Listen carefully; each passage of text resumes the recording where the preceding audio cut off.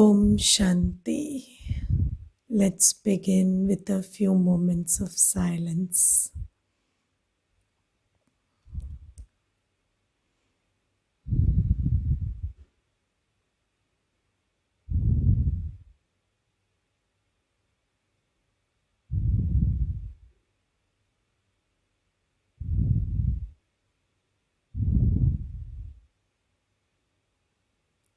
Allow your body to become still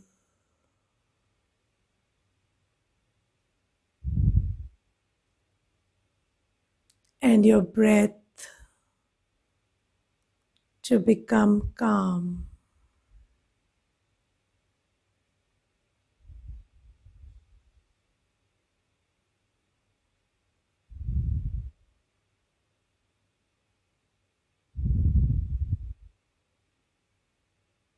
And as you do so, gently unplug your attention from this world of matter, this body, which is also part of the world of matter,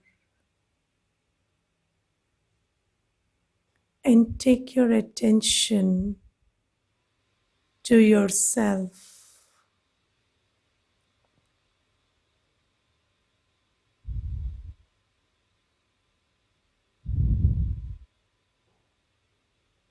I am the being,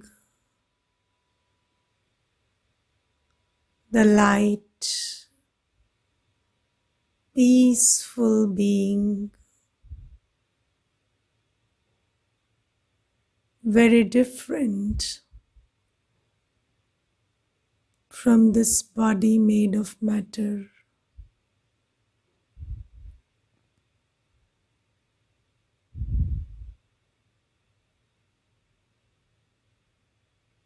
I am very light.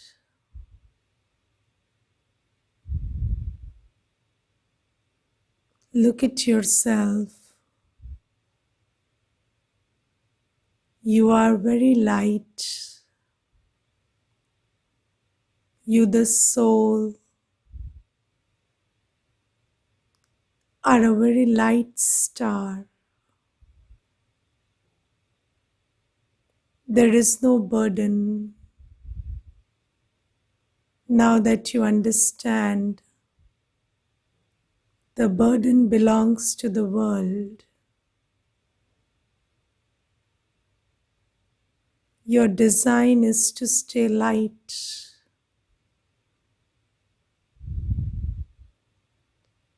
One day, you came flying into this world, into this body, and one day you will fly away. That is your nature.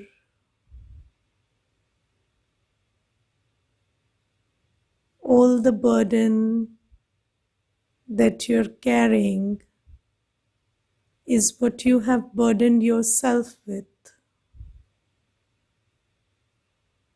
Your basic design is light, very light, made of light.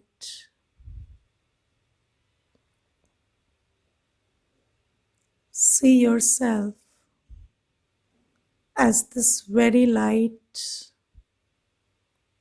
being of light, temporarily sitting in this body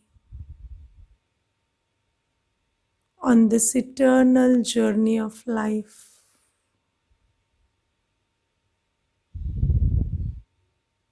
Experience yourself as this light, small, beautiful star, absolutely light.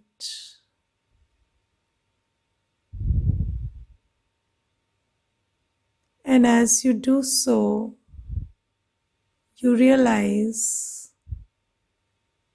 You are so light, lighter than the feather.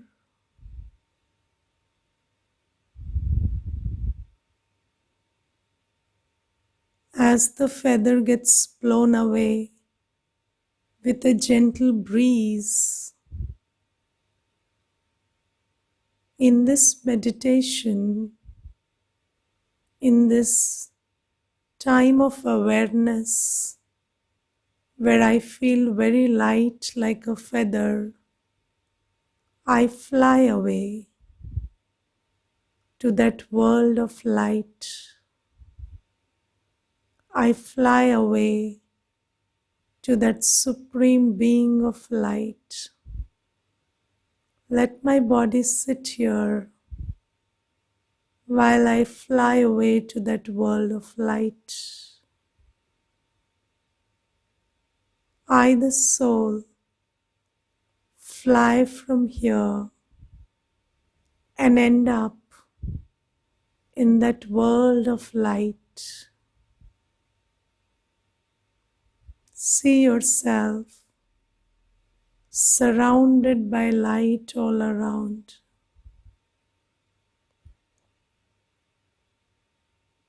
Very soothing, gentle, golden red rays of light all around you. And you, the small star, light as a feather, flying into that world of light.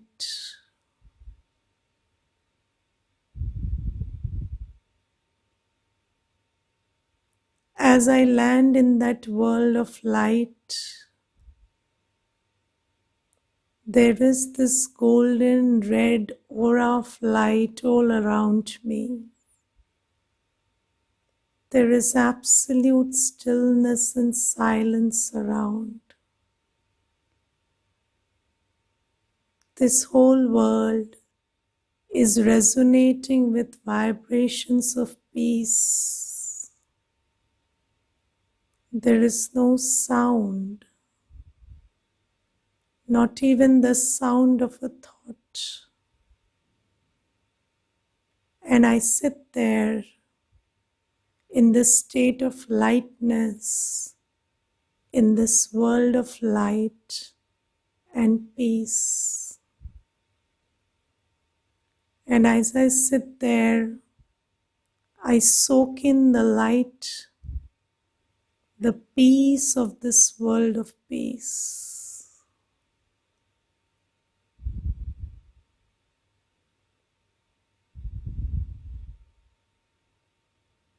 Just sit there, just like a seed soaks in water. I sit there soaking in the peace, the silence of that world of silence.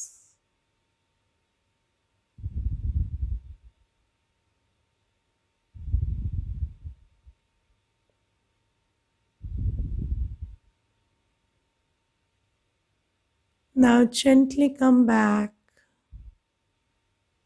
to the body that is waiting for you. Sit on the driver's seat again, on the seat behind the eyes, and come back and drive this body. But now you are recharged and refreshed, peaceful and light, and you drive with zeal and enthusiasm this vehicle called the body.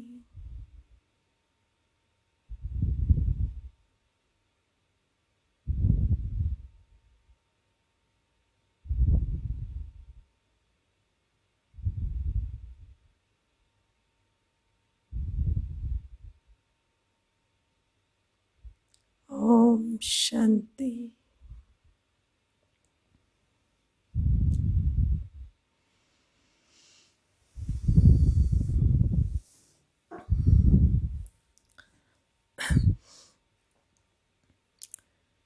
So, we have been talking about God, and we talked about how God is a point of light, and He is not, or it's not a he or a she or an it, but for convenience we use a he, and that God, that supreme soul, looks like a point of light.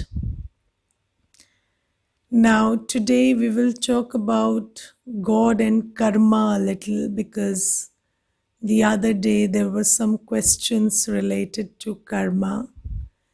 So, although karma is a very big topic, and I am not saying that we will cover the entire of it today or tomorrow, or maybe it will take many days to cover it, but I will try doing something today. So, there are two paradoxical belief systems. So, one is that every leaf is turned on the will of God. So, God is responsible for everything that is happening around you. This is one belief system. Then another belief system is as you sow, so shall you reap. Or whatever is happening to you is happening because of the seed of karma that you have sown. So there are these two belief systems, and if we look at it closely, they are contradictory to each other, because either one of us is responsible for what is going on around me. Either it is my karma, what I do, that is responsible for what's happening around me, or it is God whose thought or whose deeds are making the world into whatever it is being made into. So, if we look at it closely, we find that we operate with both these belief systems as per our convenience, but we can't operate with both of them simultaneously because they are contradictory in nature. So we have to question ourselves, which of them makes more sense to me. So you have to ask yourself whether you think that you are reaping the fruit of what you have sown, or God is responsible for whatever is happening in your life. So which one do you think is truer? So how many say the karma thing sounds better? That is, you reap as you sow. Please show me your hand and let me know that you think that karma is the one, right? So we understand, when we ask ourselves, we come to understand that it is our own karma that is responsible for the state of our life, and it is collective karma or collective consciousness which is responsible for the state of the world at large. So, the coronavirus is introduced by human beings, it is not introduced by God. So we have to understand that everything that is happening around us is our own creation, a creation of our own karma. So God doesn't operate this world. Let's be clear about this. So God doesn't operate this world. This world operates on spiritual laws. So just like, there are laws of physics for matter, so there are laws of the spirit or spiritual laws which govern the operation of the spiritual world or the world of souls. One of the spiritual laws is the law of karma. Now, there are other spiritual laws also which we are understanding, like the law of intention or the law of attention, which we have discussed earlier also, or your consciousness creates your reality. All these are laws that we are studying here. And this is why we have come to this spiritual class where we are trying to understand what are the laws that govern the operation of this world of the spirit. So, we are all souls, and what are the laws governing our life or our operation is what we are precisely studying in this class. So, this whole world is governed by material laws which pertain to the world of matter, and then spiritual laws which pertain to the world of souls. So, this world is a confluence of souls, matter, and God. So, both these laws are equally important and significant. Now, this is one thing that God doesn't operate this world. Now, there is another question: does God create this world? So, the answer is no in that case also. Now, why I say no? Because if you look around, the world is comprising of three things: souls, matter, and God. There is no fourth. There are only souls, matter, and God. So there is no fourth thing in this whole universe. There are the five elements of matter, there is souls, and there is God, and this whole world is an interplay between souls, matter, and God. And if you look at whatever we have understood about matter, so we understand that energy can neither be created nor destroyed. It can only change from one form to another. So, when it comes to the five elements of matter, this law governs their operations. So, the question of creation of the five elements doesn't arise because energy is neither created nor destroyed, it only changes from one form to another. About souls and God, also, religion and spirituality teaches us that they are eternal and they never take birth, they never die.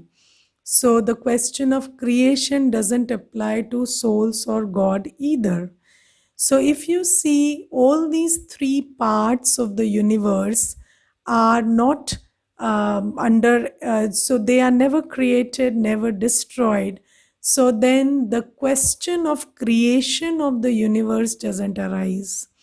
Although this question of creation of the universe has been the muse of thinkers and scientists for so very long, but according to the wisdom we have received from God, we understand that there is no question of creation or destruction of this whole universe, because all the three parts of it are not, they do not. They are not coming under creation or destruction, or the question of creation or destruction doesn't arise in their case. Now, why is it that people are so interested in this question of creation? It's because of our fixation with linear thinking. So we never think that we have this thing that everything is linear. So everything has a beginning, middle, and an end. And we always try to find the beginning, the middle, and the end. But then God has told that the universe doesn't operate in a linear fashion. It is cyclic in nature. So everything in the universe is a cycle. So, just like there is no answer to whether the seed came first or the tree came first, because the tree is the source of the seed and the seed is the source of the tree. So there is no answer to whether the hen came first or the egg came first, because the hen and the egg are dependent on each other. So similarly, there is no answer to what came first in the universe, because it doesn't operate in a linear fashion. It operates in a cyclic fashion, and the law of the cycle is last effect is first cause. So the last effect, that is the hen, is the cause of the egg, and the egg is the cause of the hen. So last effect is first cause is the principle on which the universe operates. So there is no question of creation of the universe. So the universe is neither created by anybody nor is it operated by God, because it operates on laws which are very, very well defined.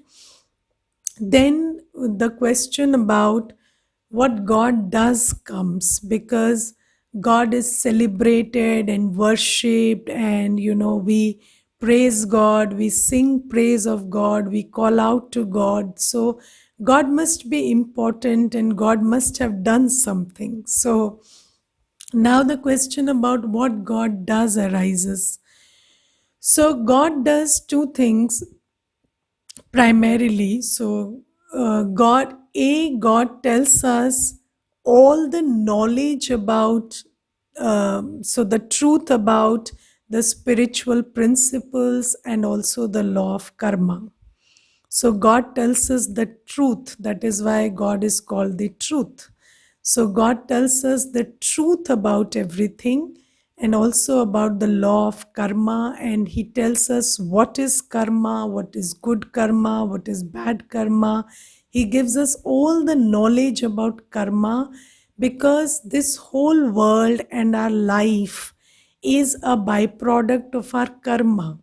Now, if the world and life in general is not going through a very good phase, it is because there must be some problem with our karma.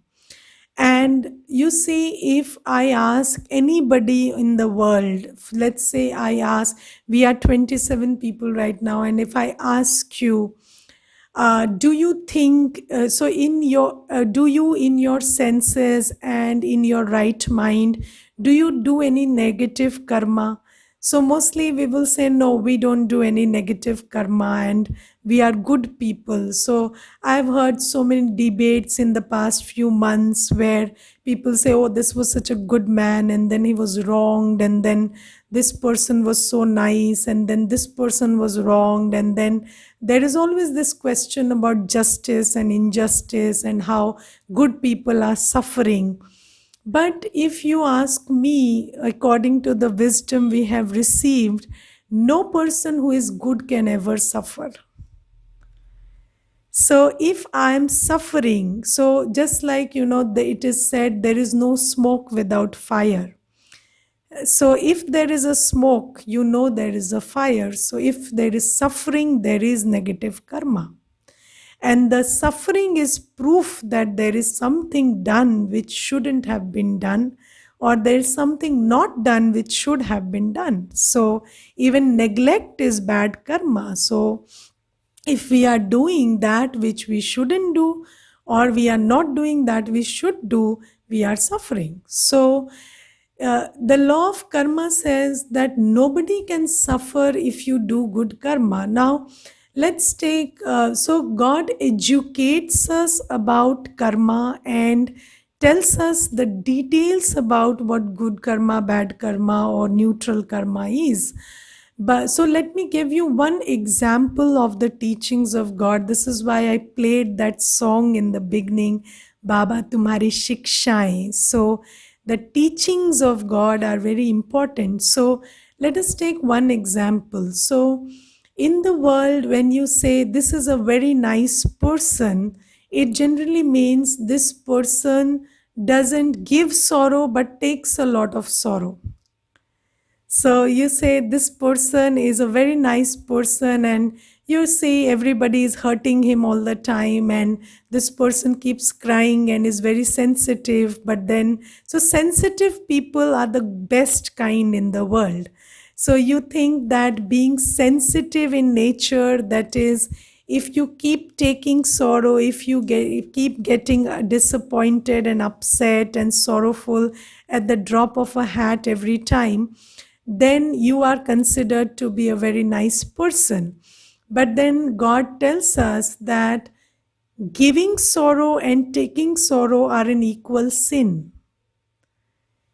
So if you are giving sorrow, you are a sinner. But if you are taking sorrow, also you are a sinner, because you are doing something that you shouldn't do. So if somebody is giving you something that's not good for you, you don't take it. And that is a choice everybody has to make. And if you are not making that choice, then that is a part of vikarma or bad karma that we are doing. So that is why Baba tells us that we are taking sorrow according to our conditioning. So just in today's murli, so we I will tell you what murli is. So all the knowledge that you are listening is coming from the murli. Now the murli is a literature that we study in the Brahma Kumaris every day.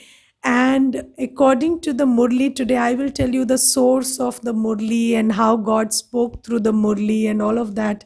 I will tell you. But in the Murli today, God tells us something very beautiful. And what He says is, whatever happened in the last second becomes a part of the present second through your recollection of it. So, when you think about what happened in the last second, you are bringing that last second into your present second. So, for example, somebody told you something upsetting or something that they shouldn't say. Then they told it. That happened in the last second. Now, who is it that is bringing it into their chintan or into their thinking in the present second? I am making that choice of taking that thing that happened in the last second and bringing it into the present second and making myself miserable. So that person who spoke ill has spoken and gone away. So who is it that is bringing that thing and into the chintan or into the thinking and making yourself miserable in the present second? It is you yourself. So then Baba says, why can't you just drop what happened in the last second and just move on? That's gone. Why do you have to take that and make yourself miserable?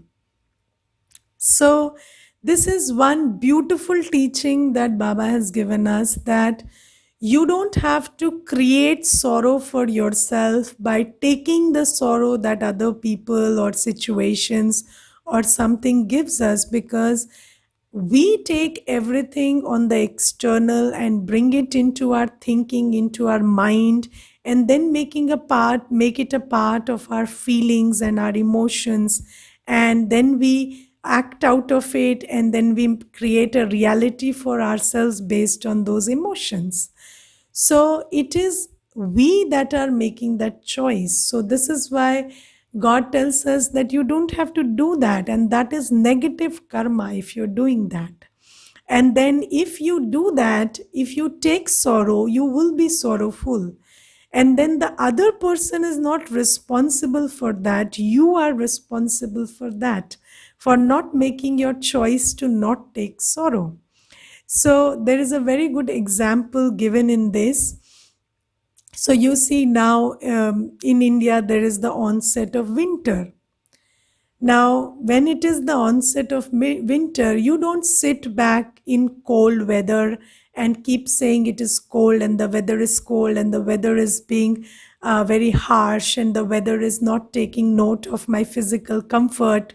So, what do? You pull on your blanket, you take out warm clothes, and then you shield yourself, right? You don't keep complaining to the weather about its misbehavior. So the weather is what it is. You need to make provision about how to keep yourself warm in that cold weather. So if you keep complaining about the weather won't change. Only you will fall ill if you don't make provision to keep yourself warm in the cold weather. Similarly, if it rains, you take out your umbrella and you protect yourself. So then, if somebody is being rude or somebody is being disrespectful or irresponsible, why don't you protect your inner world from that damage or that trauma?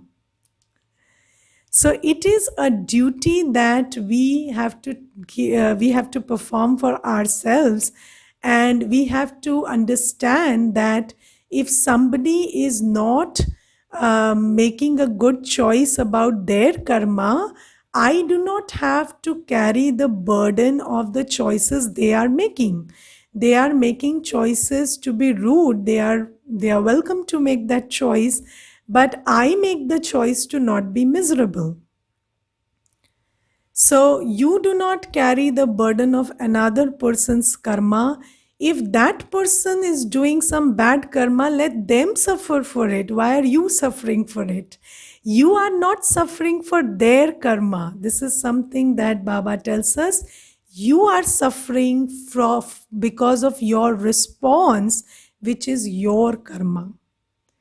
You can never suffer for another person's karma, because whoever does the karma suffers.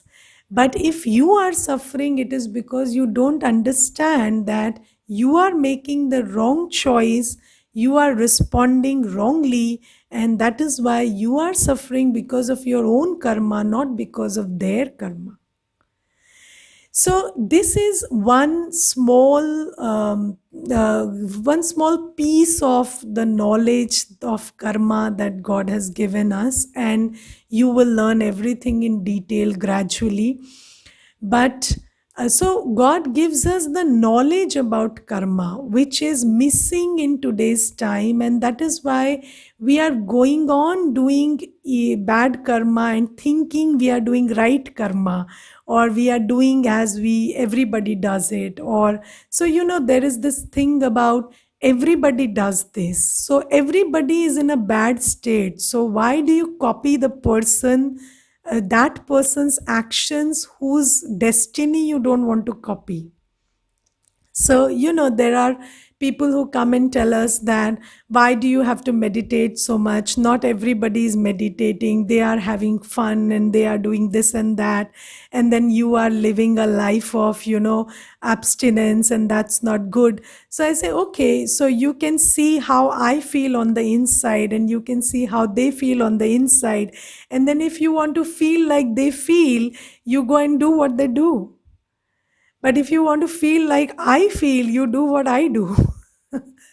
So this is something, so we always tend to say this is how the world operates. So the world is in a messy place. So if you keep doing what everybody is doing, you will feel the way everybody is feeling. And that I don't think you want to. So, this is why we need to understand what is wrong with the way we are operating right now.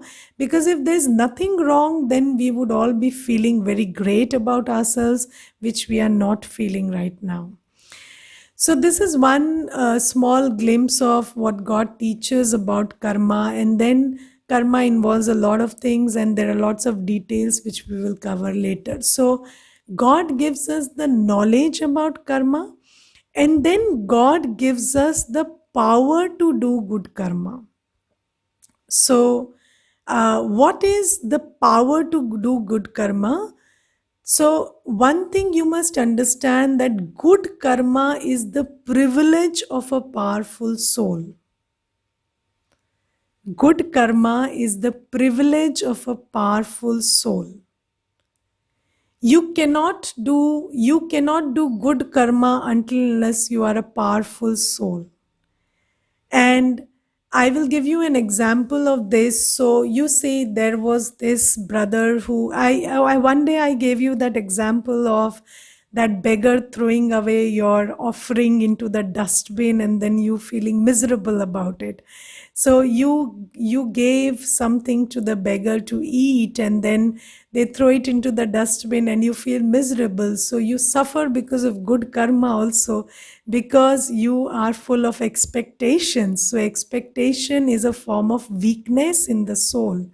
So I will give you another example. So there was this brother who told me that his brother's daughter was very ill, and she was suffering with some kidney issue. And then this brother said that, so he was in a very upset state. He came to the center and he told me, Didi, people have a lot of ego these days.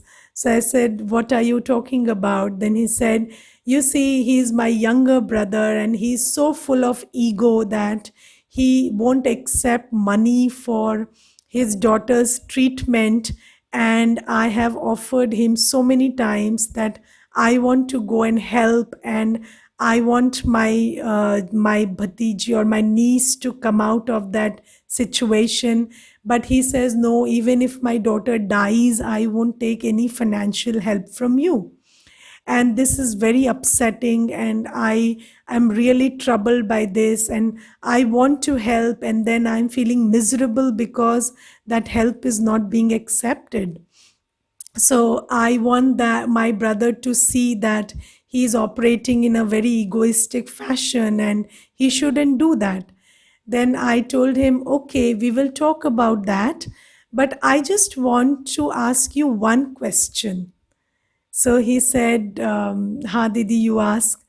So I said, do you think you are in a position to decide somebody's destiny? So he said, no. So I said, do you think that you are the person who will decide whether somebody will live or die, or live in illness or in health? So he said, no, I don't think so. So I said, you understand that there are larger forces like destiny working for each one? So he said, yes. So I said, if you understand that, then why don't you offer help and then surrender to that destiny? So you have to offer help, and since you are not the guardian of that lady, so you can't decide for her, and you are not in a position to dictate or decide anybody's destiny. So you can just do whatever you can do, and then you have to surrender. So she said, no, but how can I surrender? She is dying. So I said, so can you save her? So you are so full of ego that you would decide whether somebody lives or dies. That is not the way it happens. So you decide what you want to do in that situation, and whether somebody lives or dies is up to fate to decide. So you just do your best and then leave the rest. So he said, but Didi, so I said, there is no if and but. This is how it is. So you should have the power to do good karma. So the power lies in being knowledgeful, being powerful, being having a balance of karma and surrender. So there are lots of things that one needs to learn and have the power to do, so that you can do good karma. Otherwise, you will feel you want to do good karma and that help is not getting accepted, or you are in expectation that that person is feeling miserable. So sometimes we so I don't want to talk about big things alone, but very small issues, like you cooked food, and then you are waiting for somebody to eat, and then you say, oh, the food is getting cold and you should eat it like in time, and don't delay it, it's getting cold, it's getting cold. And then you say, I get very angry when you don't eat the hot food and then it gets cold and then you eat it. So you see, you cook the food and then you are offering it and you are getting angry. Why are you getting angry? Because you don't understand that you can cook the food, you can serve the food, you can do it all with good intention and love, but you can't decide whether the other person will eat it fresh or stale. So the other person will eat it whenever they are destined to eat it. So you can cook the food with love, you can serve it with love, you can call out to them with love and say, you please have it. But then if they are not taking it on time, you have to surrender there. And if you don't do that, then that person will eat stale food and you will have stale emotions of anger inside you. So we need to have a lot of wisdom about what is good karma, what is bad karma, and then getting angry is not good karma. If eating stale food is not okay, getting angry is definitely not okay. So we have heard these things, two wrongs do not make a right, but I don't know whether we understand that. So we always say two wrongs will make a right. So if you eat, food that is a little cold, then I get angry and that makes it all right. It doesn't make it right. So this is how we have to understand. So we need power to do this. So to do whatever we want and not be full of expectation, or sow the seed and not be impatient, that is what requires spiritual power. So you need to have a lot of contentment, a lot of peace, love, happiness inside, to be in that balance, because as soon as we do something, it makes us very impatient and we start looking for the result, or it makes us very expecting and we want the other person to respond. So God says that if you come from a needy place within, you can't do good karma. So you have to come from a contented place within in order to do good karma. And where does that contentment come from? So, contentment is the biggest virtue. And only when you are knowledgeful, pure, absolutely peaceful, loveful, blissful, happy, powerful, can you be contented. So, that contentment is what meditation gives you. So, you come to a full place when you meditate upon God or when you connect with God.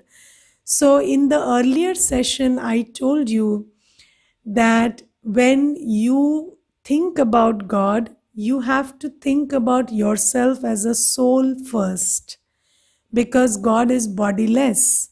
So, when you want to connect with the bodiless, you first forget you are a body. And then you connect with God, knowing that you are His child and you have the same virtues as Him. So, just like God is bodiless and the ocean of knowledge, peace, purity, love, you are also made in His image. And when you every day think about God and think about yourself as a child of God, made in the image of God, then you are paying attention to your pure self, your peaceful self, your loveful self. And in that paying of your attention, those qualities in you are growing. And when these qualities in you are growing, then you are coming to a fuller and more contented place within yourself. Now, here we will understand one thing. So, it is popular belief that this is the situation, this is you are with the situation, and then God is somewhere else. And then what you do is you keep calling God, and He comes and solves your situation, right? So you keep sticking to the situation, and then you keep calling God, and He comes and solves your situation.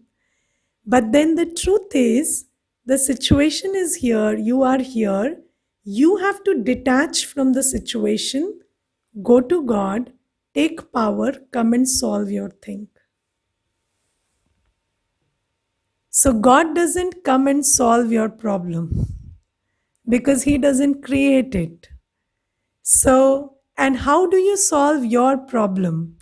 By getting power from God. Why? Because the problem was first of all created because of your lack of power. Now, why do I say this? Let's understand this very well. There is a law: weak souls perform bad actions. Weak souls perform bad actions. So, why are there problems in our life around us? Because of our weakness. You see, why is our health suffering? Why do we eat what we shouldn't eat, and why do we don't eat what we should eat? So if we eat right, if we exercise right, we would stay healthy, right? But we eat all that we shouldn't eat, and we don't eat what we should eat. Why? Because we eat for taste. And who eats for taste? An empty soul. So you're trying to fill your spiritual vacuum with food. So you eat what you shouldn't eat and you don't eat what you should eat. Or you eat more than you should eat or less than you should eat because you are eating for some other reason than taking care of your body. Then why don't you exercise as much as you should? Because there are sanskars of laziness. So, weak souls will perform bad karma. What is bad karma? Neglecting your health or doing something to your body that you shouldn't do. Then, if you are creating thoughts of fear, anger, irritation, worry all the day, it is causing an effect on your health. So, that is all bad karma. Now, if you call out to God to take care of your health, He can't do that because you are responsible for your state of health. Your daily routine, your diet, your thought process, everything is responsible for your health. So, how can God take care of your health? You have to take care of your health by taking good decisions with regard to your diet, exercise, and thought. But that will only happen when you are in a full state within. So, when you are a weak soul, you do what you shouldn't do and you don't do what you should do. And then it creates trouble. Now, why do we have bad relationships around us? So, yesterday somebody was telling me that, Didi, why do seniors not treat juniors with respect? So if you see seniors are giving money, so anybody who is in a powerful position is giving some resources or money to the person who is working in a subservient position. But they say, but because they are disrespectful, so that's why the relationship doesn't grow. And only if they added a little element of respect, then we would have so many good people around us always being loyal, and there would be fidelity in those relationships and they would stay loyal to us. So then I said, it's because the person who is in a powerful position is not a powerful soul. So you are acting out of ego or insecurity, and then you don't want to respect the other person because you feel that if you respect the other person, they will take you for granted and they will misbehave with you, or they will talk to you in a manner which doesn't look like they are subservient to you, and that would hurt your ego or that would make you insecure. So, if you just operated from a place of egolessness and from a place of mutual respect and love, you would have a lot of good relationships around you. But we are always operating from a place of ego. And what is ego? Ego is the bandage of a weak soul. So we are weak. So, just like you, when you are hurt somewhere, you wear a bandage so that you don't get hurt there again. Similarly, when you are hurt, the soul is hurt, then what happens is you wear an ego bandage so that nobody hurts you. So why do you wear these fancy clothes and these big cars you take, and you make a big show about who you are?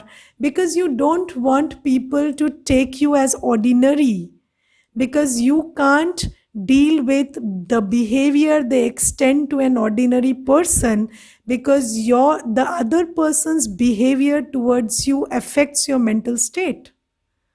Now, if you are beyond the influence of how other people behave with you, you don't have to do so much to impress another person so that they behave nicely with you. So, however they behave will be okay. So this is why you see every bad karma has its roots in a weak soul. So We are doing bad karma, and whatever we are doing is coming back to us. And if we want to change that whole cycle, we have to start doing good karma. And for that, we need to be powerful first, because good karma is the privilege of a powerful soul. You cannot do good karma while you are a weak soul. So even if you want to be polite, you can't be polite. You can only be polite until somebody hurts your ego or somebody makes you insecure. And as soon as that insecurity or ego is triggered, then you start behaving in a rude fashion, or you try to be controlling or demanding, because you are wanting to control the situation so that the situation doesn't make you feel miserable. So that is why so that is why good karma is the privilege of a powerful soul. And until unless we are powerful, we cannot do good karma. And when we think of ourselves as a soul and go to God, take power, it makes us very powerful. And then we are able to rise above this expectation and this ego and this greed and lust and anger and other stuff. And then we do karma, which is not based on negative emotions. It is based on emotions of peace, love, power, and genuine concern and genuine care, which gives rise to good karma at our end. So this is something that you think about today. Om Shanti. Let me take the question.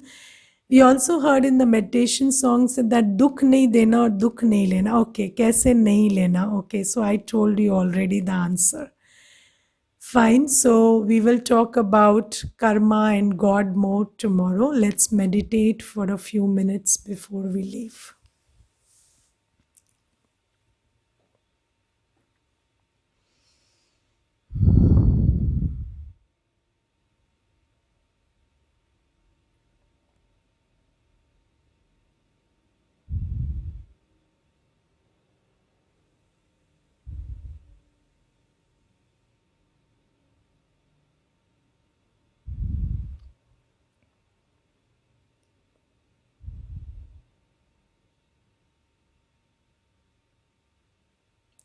Sit absolutely still and quiet.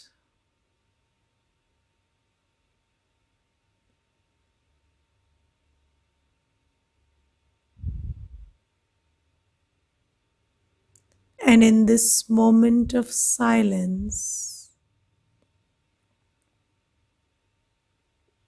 think of yourself as a soul,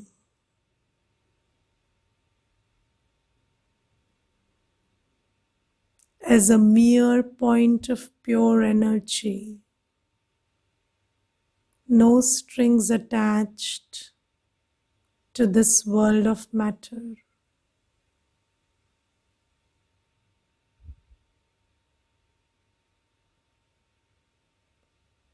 I am a pure star, somewhere behind the eyes.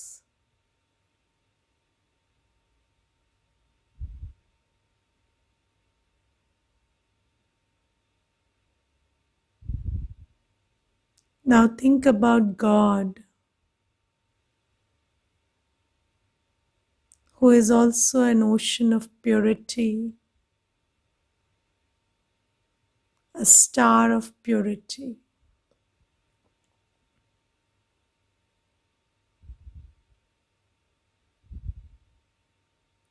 God, my parent, is also a point of light, very pure.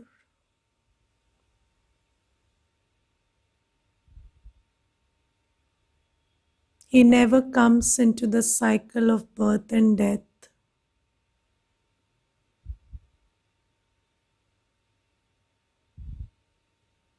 He is completely pure, only full of good wishes and good feelings for everyone and everything. He doesn't know what impurity is.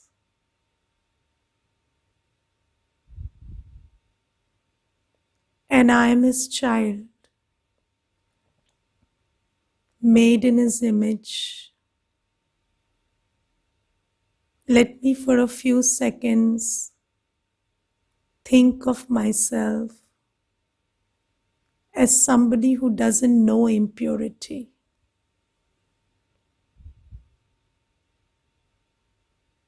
My heart is full of good wishes, good feelings for everyone and everything. Each thing, each soul on the planet only appears very, very loveful to me. I feel so connected with each one and each thing in this moment.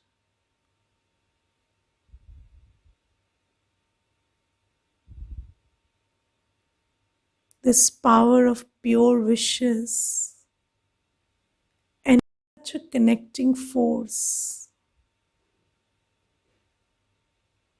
I feel like everyone belongs to me.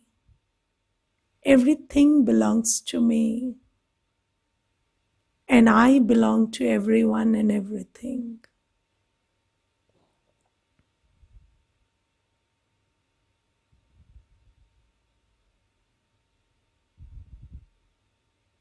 I am the child of the Creator, and I belong to the creation. The creation belongs to me.